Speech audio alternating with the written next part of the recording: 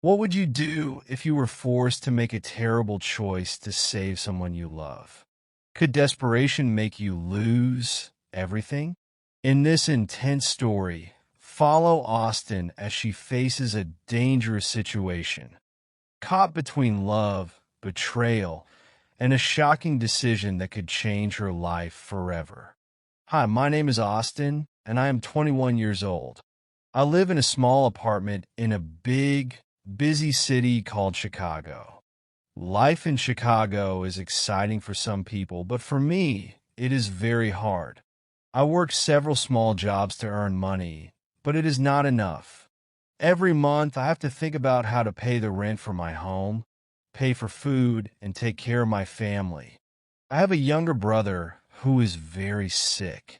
He needs expensive medicine to get better, and the cost of his treatment is very high.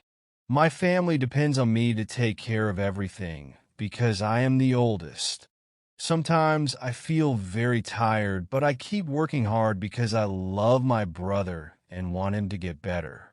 One evening, something terrible happened. My brother's condition got worse, and the hospital told me I had to pay $2,000 before they could help him anymore. I didn't have that much money, and I didn't know how I could find it. I felt completely helpless. I didn't have anyone I could ask for help, and I didn't know what to do. It was the scariest moment of my life. That's when I remembered Max. Max was a very rich man who owned big businesses. I had met him once at a party through a mutual friend. Max was always very nice to me, but sometimes he acted in a way that made me feel uncomfortable. He liked me too much, and it felt strange. Even though I didn't trust him completely, I knew he was the only person who might have the money I needed so badly. With shaking hands, I picked up my phone and called Max. My heart was beating fast as I waited for him to answer. When he picked up, I said in a nervous voice, "Max, I'm in big trouble. I need some money right away. Can you help me, please?" Max laughed on the other end of the phone. His laugh wasn't friendly. It felt cold and calculated. "Of course, Austin," he said. "I can give you the money, but there's one condition." "What condition?" I asked quietly, my voice trembling. I was scared of what he might say. "You have to marry me," Max replied. His tone was smug, as if he was sure I would say yes. It felt like he was using my situation to get what he wanted, and I didn't know what to do. I was completely shocked. I couldn't believe what Max was saying to me. He wanted me to marry him? How could I do that? I didn't love him, and I didn't even know him well. The idea made me feel scared and stuck, like I had no way out. It was unfair and so unexpected. I tried to explain to him calmly. "Max, this doesn't feel right. I don't want to marry you just because I need money. I promise I'll pay you back. I'll just need some time to earn the money." But Max didn't care about my feelings. He shook his head and said firmly, "No marriage, no money." His words made me feel even more helpless. Sometimes when people feel very desperate, they do things they never thought they could do. I was feeling hopeless and scared because I didn't know how to help my family. I knew one thing for sure. I couldn't marry Max. I didn't love him, and I didn't want to give up my dreams and freedom. My heart wasn't something I could trade for money. That night, an idea came to my mind, an idea I would regret for the rest of my life. I called Max and asked him to come over so we could talk more about his offer. He arrived with a confident smile, thinking he had all the power. We sat in my small living room talking. As we spoke, Max placed his wallet on the table. When I glanced at it, I noticed it was slightly open and I could see a lot of cash inside. My heart started racing and my hands felt shaky. The money looked like the answer to all my problems. Max stepped into the other room to take a phone call. My mind was spinning. Should I do it? Should I take the money? Before I could stop myself, I reached for his wallet, pulled out the cash, and quickly hid it in my purse. My hands trembled, and I felt my face turning red with shame and fear. When Max returned, he didn't seem to notice anything was wrong. I forced a tired smile and told him I needed more time to think about his proposal. I pretended to be exhausted so he would leave. As soon as he walked out the door, I let out a long, shaky breath.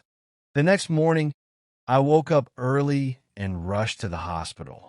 My brother needed the treatment immediately, and I was so relieved when I handed over the money to the hospital staff. Finally, I thought everything would be okay.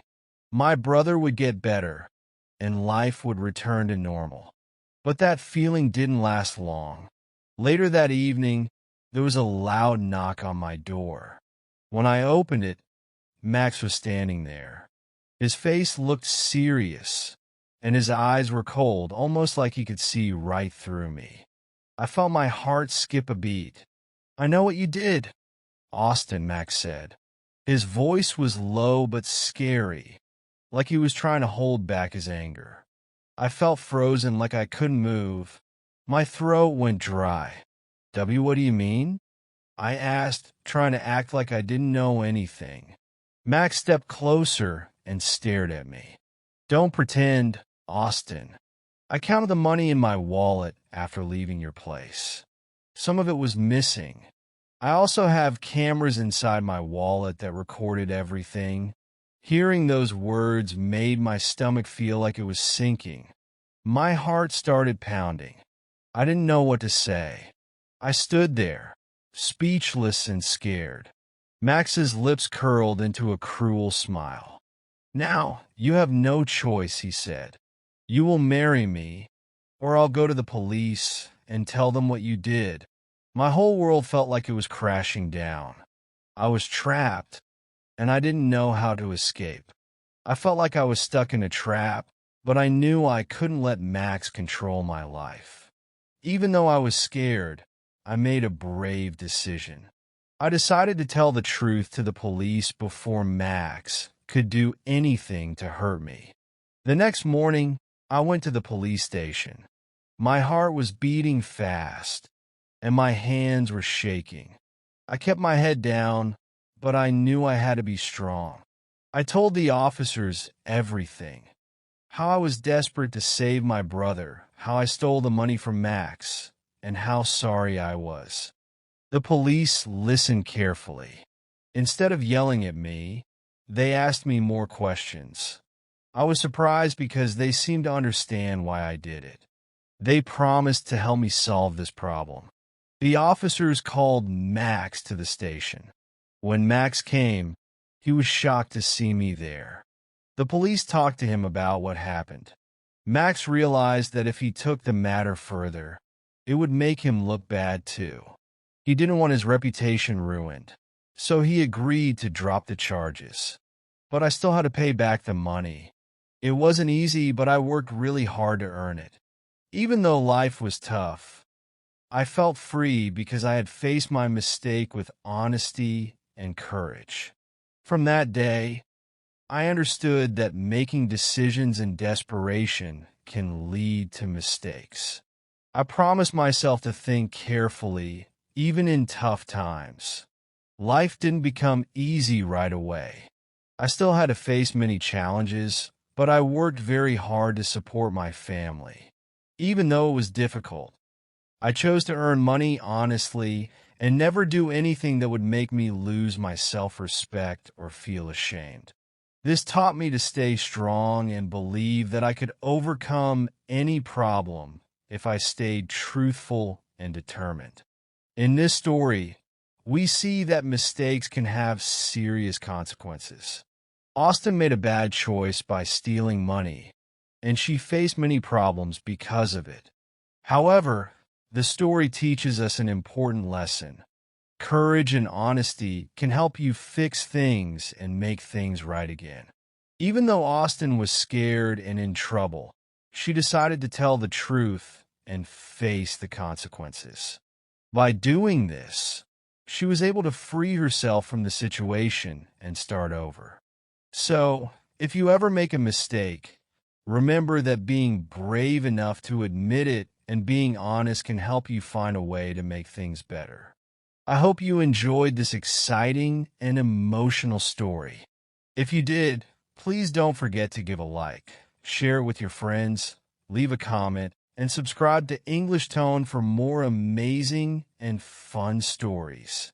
Stay tuned for more adventures and lessons we can all learn from.